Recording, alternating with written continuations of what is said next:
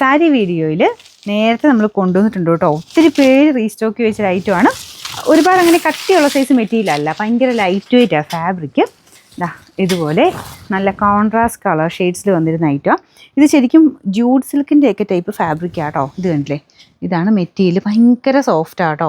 നമ്മുടെ സാധാരണ വരുന്ന ഇങ്ങനത്തെ ഇത് കാണുമ്പോൾ നമുക്ക് പെട്ടെന്ന് തോന്നും കട്ടിയുള്ള ഭയങ്കര ഹെവി ഫീലുള്ള സൈസാണ്.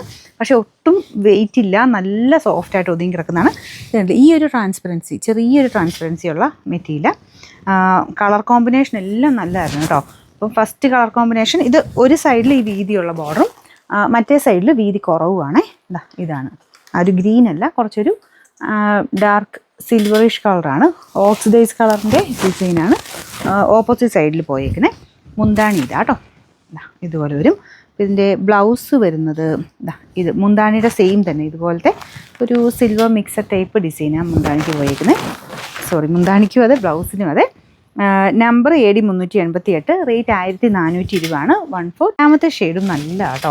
2 ഷെയ്ഡ്സ് ഇപ്രാവശ്യം കിട്ടിയിട്ടുള്ളൂ. അപ്പോൾ ഇതിൻ്റെ നമ്മൾ പിന്നെ ചോദിച്ചിട്ടുണ്ട്, നോക്കട്ടെ, എല്ലാം ചിലപ്പോൾ കിട്ടൂല. കഴിഞ്ഞ പ്രാവശ്യം കുറേ ഷെയ്ഡ്സ് കൊണ്ടുവന്നായിരുന്നു. അപ്പോൾ ഇത് നല്ല 2 ഡിഫറെൻറ്റ് കളേഴ്സാണ് കേട്ടോ. ബ്ലൂവും മെറൂണാണോ, കുറച്ചുകൂടി ഒരു ഡീപ്പ് ഒരു ഷെയ്ഡാണ്.